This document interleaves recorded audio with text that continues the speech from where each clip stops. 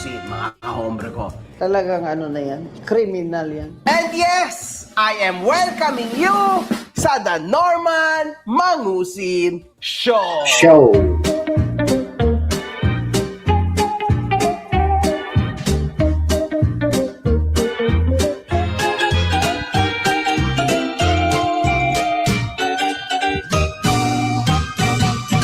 Pinakita po ba ako sa Facebook? Dito na lang tayo sa main ko kasi wala lagi naman ako nare-report. Eto mga kahombre ko, i-follow nyo din ako. Let's go! Kumakalat ho ang balita na inilabas ng Korte Suprema kay Norman Gusgusin. And yes, ang sabi dito, Francis Leo Marcos guilty sa indirect contempt dahil sa paglapastangan sa proseso ng korte. Guilty. Ibig sabihin, may record. Ibig sabihin, criminal. Guilty di ba? Guilty. Habaan mo Habaan mo, Wingard. Guilty. Paglapastangan sa proseso. Kaya nga yung sinasabi ni Culaong kahapon, na iginagalang daw niya ang Korte Suprema, ginagalang daw niya at tumatalima daw siya sa kataas-taasang hukuman dito sa Pilipinas. Pinahatulan ka na ngang guilty sa paglapastangan Kaya saan banda yung paggalang doon? Pinagmulta ka nga ng 30,000 kasi nilapastangan mo ang Korte Suprema. So, saan banda yung sinasabi mo? Na paggalang, na mataas ang paggalang mo sa kataas-taasang hukuman. Kaya alam nyo, sabi ko, di ba Kuya Henry kanina dun sa live ko, dito sa pagbablog ng anti-Culaong, matalino ka dapat. Saka dapat nagsasabi ka ng totoo. Bakit? Kasi ang kinakalaban natin dito is scammer. Kinakalaban natin dito budol-budol. Yan ang kinokontra natin Ngayon, kung atin pong kumbaga parang sasakyan o gagawin din natin, ilulukuhin din natin ang ating mga kaibigan, mga kakulaong nation, ang mga manonood natin. Diba? Parang hindi na tayo naiba kay Norman. Kaya tayo pinapaliwanag natin. Hindi ko talaga makita yung logic na sinasabi niya, tayo po'y agad natatalima dahil po tayo ginagalang po natin ang kataas-taasang hukuman ng Pilipinas. Samantalang guilty ka nga sa indirect contempt dahil binastos mo yung korte. So wala talagang doon yung logic ng tinatawag na iginagalang mo yung Korte Suprema. Kasi nga, ginilty ka na nga nahatulang ka ng guilty sa paglapastangan. Sa proseso ng korte. Hold up to. Okay, gagalaw. Imagine ninyo mga kahombre ko, nilalapastangan niya nga ang Supreme Court. Kayo pa kaya na followers at naniniwala sa kanya? Malamang Supreme Court nilalapastangan, kayo pa kaya? Sino ba kayo? Hinatulang guilty ng Korte Suprema sa indirect contempt si Francis Leo Marcos at pinagmumulta ng 30,000 pesos dahil sa lantaran na kawalang galang sa autoridad ng korte matapos siya maghain ng petisyon. Stop muna tayo dito sa walang galang. Mga kahombre ko, may bago siyang video. Napakalapastangan talaga ng tao na ito. Dapat ang pangalan nito ay Mr. Lapastangan. Kasi imagine niyo mga kahombre ko, hanggang ngayon, nasa mentalidad pa rin siya ng mga bakoko. Kung saan, sinasabi niya na ang mga Sri Lankan daw ay... Pag nag-research yun, mare-research niya na isa kang mabahong uhuging vlogger na nagkaroon ng subscriber. Yun ang mariresearch niya. Wala siyang mariresearch sa'yo na makapangyarihang pamilya ka, hindi ka taga rito, Sri Lankan ka. Di ba? Oh, nananakot ka na naman eh. Huwag kang nananakot ka na sinasabi ko sa iyo eh. Nananakot ka pa eh. Uhugin ka naman. Ngayon, Norman Gusgusin, alam naman ng lahat na hindi ka makakalabas ng bansang ito dahil ikaw ay out on bail sa kaso mong human trafficking. Seryoso yan. Ngayon, narinig-rinig ko mga kahombre ko, napakakapal ho ng mukha nito si Mr. Lapastangan, ano mga kahombre ko. Ang iniyayabang ho niya mga kahombre ko ay ang kanyang maganda raw at masugid daw na apelido. Pipitsugin? Hindi ka pipitsugin pamilya? Ba, Warna Kulaeba. Aba, wala akong narinig sa Pilipinong matibay na may apelidong Warna Kulaeba. Oo. Walang tibay. Antonio, matibay yan. O, nanay ko, Antonio, di ba? Mangusin, matibay din yan. O, di ba? Marcos, matibay din yan. Alejandro, matibay din yan. Carino, matibay din yan. Nagsama-sama na lahat sa dugo mo, di ba? Pero yung Warna Kulaeba, wala akong narinig na matibay na pamilya. Wala akong narinig na yung Warna Kulaeba matibay na pamilya sa Pilipinas. Oo. Kahit hanapin natin yung mga root ng mga sinaunang nilalang dito. Hindi niya alam no? Hindi niya alam. Merong nanay si MG eh. Ano yung pamilya ng nanay ni MG? Diba? Hindi niya kine-credit yung pamilya ng nanay ni MG. Doon lang sa father side na sinasabi niyang Sri Lankan. Dito sa ating bayang Pilipinas, wala akong narinig na Buti sana kung Sri Lankan na OFW yung tatay ni MG. Pero nakikita ko eh. Hindi po mahirap na Sri Lankan yung tatay ni MG. May kaya. na Warna Kulaeba na matibay. O wala. Hindi ka naman taga rito eh. Dayo ka lang dito eh, di ba? Matibay na pamilya namin, mag-research ka muna. Pag nag-research yon, makikita niya na isa ka lang uhuging vlogger na nag-i-endorso ng peking abogado, peking law firm para makapambudol ng Pilipino. Mangusin, Antonio, ano pa ba? Kung ano-ano pa. Basta wag lang Marcos kasi hindi ka Marcos. Ha? At tama ka naman, Norman Gusgusin. Mag-isa lang ang aking apelido. Kumikinang. Ha? Kasi virgin pa yan. Ha? Kasi tama naman. Banyaga ang aking apelido. Ha? Wala naman tayong magagawa dyan. Di ba? Kasi half ako, di ba? Sa totoo lang, Norman Gusgusin, my life is a gift from God. Tama? Ewan ko lang yung buhay mo, ha? Kasi parang yung buhay mo is a gift from Satanas yata. Ano? Kasi parang crazy yung buhay mo, no? Ang dami mong kaso, ang dami mong warrant, tinahabol ka lagi ng justice system. Ewan ko, nagtatago ka sa warrant mo, paalis-alis ka sa syudad mo, wala kang bahay, nakarental ka lang, sasakyan mo, mas karag-karag pa sa jeep. Bigyan ng diin.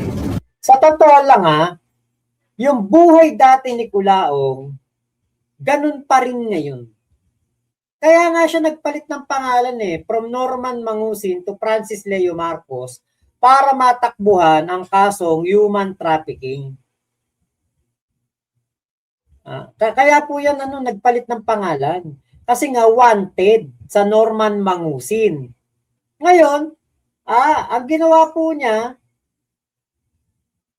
nakaisip ng pangalan, Francis Leo, apelido Marcos, dahil nadikit sa mga kay Fortuna Barba, para magpanggap na Marcos, ayun na, bigla ng instant, Francis Leo Marcos. Akala niya yata, pag nagpalit siya ng pangalan, hindi na siya makikilala. Kung nagpalit ka ng pangalan at ang mukha mo na may Kulaong pa din, di ko pa rin si Norman Mangusin na may kasong human trafficking. Diba? Takbo siya ng takbo sa mga kaso niya noon. Ngayon, hanggang ngayon, ganun pa rin po ginagawa niya. Every weekend, takbo ng takbo sa kung saan-saan lugar para lamang matakbuhan ang kanyang mga kaso, ang kanyang warrant of arrest, na dulot ng kanyang pambabalahura kay MG at sa buong pamilya nito. Kaya yun ang nangyayari, di ba? Hilong-talilong siya Nakikita natin siya kung saan nagpupunta. Biruin mo, may bahay ka. Nirerentahan mo ng 140,000 per month. Kamo. Tapos hindi ka umuwi doon. Bakit itong si Makagago Alam mo yon, what a life, man. Walang pamilya, walang anak, walang asawa, wala lahat, di ba? Wala Pamilya lahat. din tao. Ako lang ang walang pamilya, wala nagmamahal sa akin eh. Oo, Mismo ng kapatid mo sinusuka ka eh. kaya Mismo ng tatay mo, di ba, tatagayin ka daw pag nakita dahil sa ginawa mo sa kapatid mong babae. isa na lang ako. Iniyayabang mo lang yan eh. Galing mismo yan sa iyong kapatid. Na wag na lang nilang idamay yung mga sumunod sa amin kasi kumbaga wala silang kinalaman sa buhay mismo na pinaggagawa mismo ng tao kasi hindi nila naabutan yun eh. Hindi nila nakakita, hindi nila nakasama yun eh. Nadadamay na lang din sila because of what he did. Kahit man ako, sabi ko tahimik yung buhay ko, pero dahil sa alam ng tao na konektado ako sa kanya, damay ako. Kahit kapatid mo, kulang na lang sabihin sa'yo, huwag mong gamitin ang apelido namin. Bakit? Kasi nadadamay ang pamilya natin sa kabulastugan mo.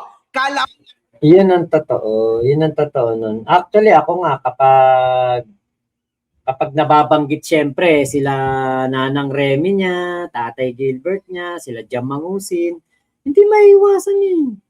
Mababanggit at mababanggit. Bakit? Mangusin. Tapos issue pa sa kanila, di ba? Si Mangusin, ito si Kulao. Kita mo, si Kulao nga mismo, nanay niya, di ba, minumura niya. Nanay niya mismo, ginagawa niya parang, alam mo parang ginagawa niya maruming babae. Ang pinapalabas niya, siya hindi anak ng, hindi siya anak ng kanyang tatay Gilbert. Siya anak daw ni Ferdinand Marcos Sr. Anak daw siya ni Pacifico Marcos. Diba? Siya mismo naman gumagago sa pamilya niya, kaya nadadama yung pamilya niya. Alapastanganan mo. Ayan ang motibo. Makinig ka sa kapatid mo. Mas may utak pa nga ata yung jam sa'yo. Imagine ninyo, mga kahombre ko, ha? Umamin siya na siya pala ay mangusin. So, hindi na humaintindihan, mga kahombre ko, ano ba talaga ang pagkatao ng tao na ito? Ang kauna-unahang taong ang PSA at passport ay magkaiba ng date of birth at place of birth. Norman Mangusin. Palakpakan! Ang putang inang yan! In short, yung iniyayabang mo na apelidong magiting na Mangusin kung saan nagbanggit ka na naman ng syudad kung taga saan talaga yung mga Mangusin na yan. So in short, madadamay na naman sila sa kamalasan mo sa internet and inevitably, mako-call out na naman yan sa internet dahil sa'yo, dahil sa mga kahibangan na salita mo. Kawawa naman, di ba? Pero wala, ganun talaga, social media yan. Kaya dapat, huwag mo nang gagamitin niyang Mangusin na yan at huwag mong iyayabang yan. Kasi ang kagitingan ng mga naunang Mangusin or Antonio sa'yo, huwag lang ang Marcos ha, ulitin ko. Kasi Marcos ka, allegedly. Allegedly. Hindi ikaw yun. Kaya huwag ka mag-alala sa apelido ko, Norman Gusgusin. Kasi yung apelido ko, ako ang magdadala nun. And ako ang kauna-unahan na gagawa ng history through that surname. Yun nga yung maganda di ba? Kesa igagrab mo yung kagitingan ng mga ancestor mo at iyayabang mo ngayon. Ay ako, hindi ako ganon, man. Ako yung underdog. Ako, ilalaban ko yung apelido ko dito sa Pilipinas. Mga kahombre ko, naranasan ko Ayun. yung OFW. Di ba? Yan yung mali ni Kulaong. Yung pangalan niya, pag binanggit mo, Norman Mangusin, ang maiisip ng mga tao, scammer. Si Makagago, kapag nabanggit mo, oo nga't medyo nung mga unang vlog niya, mga unang labas niya, medyo parang ang dating palaaway siya, parang laging nang didis, Pero nakita natin yung development eh. Change man, nag-develop siya, nag-progress siya, nagbago, nag-repent. Diba? Si Kulao wala. Basta magbabanggit mo kay Norman Mangusin, kay FLM, kay Francis Leo Marcos, walang ibang may isip. Budol. Wala iba. Hindi katulad kay MG. Diba? Stable na yung pangalan. Kilalang kilala na. Nire-respeto. Kahit yung mga dating nakatunggali niya, nire-respeto siya ngayon. Mataas ang pagtingin sa kanya. Tayo, ano tingin natin kay Kulaong, Kuya Henry? Ano tingin natin kay Kulaong? Chas! Diba? Ngayon, ikaw, di wow, kung hindi ka makapaghintay, sa akin, nabasahin ko yung channel, yung comment mo, lumayas ka dito. Hindi naman kita pinilit dito. Hindi naman kita pinapapasok dito. Buti sana kung tinawag kita sa ibang live, pinapunta kita rito, tas hindi ko binasa yung comment mo. Hindi naman ganon. Wala nga akong paki sa'yo eh. Diba? O kahit si Bustoyo, nakakabangga ni MG. Pero nagbago, diba? White Ren, Sok Espiritu, Abby Marquez, ayan, hello po, Kuya Marvin. Edward Luna, Kuya Elmer Balilo, ayan, hello. O, dapat makulong na yan, sana nga. Oo nga, Kuya Henry, mga ganyan. Ako, huwag mo nang patagalin yan. Eto si Hil Puyat, sabi niya, puro kayo Kulaong, 2026 na Mac, tigil ka na kay Kulaong, sa politika ka na lang, please Mac, sakit sa tainga Kulaong. Kuya Hil Puyat, paano gagawin ko? Hindi pa rin tumitigil sa panloloko tong demonyong to. Diba? Jam, tapos na ang panahon ni FLM nung pandemic lang siya nag-boom, pero ngayon sumobra na halos sa yabang, pero ang taong tumutulong, hindi naman talaga dapat ipagyabang. Diba? Matibay pala ang Mangusin. Bakit kinakaya at pinandidirian mo, apelyido mong Mangusin, Gunggong. Tatay niya Mangusin, diba?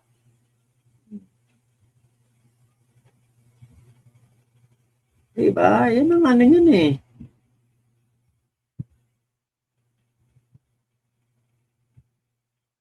Okay. Okay, buti alam mo masakit kasi tamaan ng katotohanan. Ayun. Okay, Kuya Henry, sana nagpaputol na lang din siya ng kamay para wala ka ng fingerprint. Natakasan pa siguro sana niya kaso niya. Kung ikaw nakahuli sa bail, ikaw nahuli na NBI sa fingerprint mo. Tama. Popo Zerin TV. Huwag kang titigil, idol, hanggat di nakukulong yan. Tayong lahat, hindi tayo titigil. Siyempre si MG, hindi titigil. Nakakahiya naman kay MG, di ba? Tayo kanyang kinumbida rito para etong si Kulaong ay ating soplakin. Tapos hindi tayo sasama sa kanya hanggang sa dulo. Di ba? Napakaganda nga ng ginagawa ni MG ngayon kasi eto na yung talagang pang finish line talaga. Sana makakulong na yan at FLM Kulaong, sana talaga makakulong na yan at may sayad na yan. Paano? Ako'y magpapaalam na muna sa inyo dito sa live na to. Babalik ako mamayang 11:00 para sa Kulaong time. Itutuloy natin tong upload na ito ni MG at ang iba pang mga video ni Kulaong ating sosoplakin. So yun lamang po. Maraming salamat sa pagsama niyo sa vlog ko na ito. Mamaya ulit, Kuya Henry, babalik ako ng 11:00 o 11:30. Basta, meron tayong Kulaong time ngayon. Mamaya po ako babalik. Ayun. Thank you po Kuya Henry, Kuya Emil. Ayan, salamat po sa inyo. Kita-kits na lang ulit tayo mamaya. Bye-bye po. Thank you po. Kulaong time, mamaya po ulit. Babush! Oh, kawawa mabubudol ni Kulaong. Adios amigos. Ayan. Salamat, Kuya Henry. Thank you po.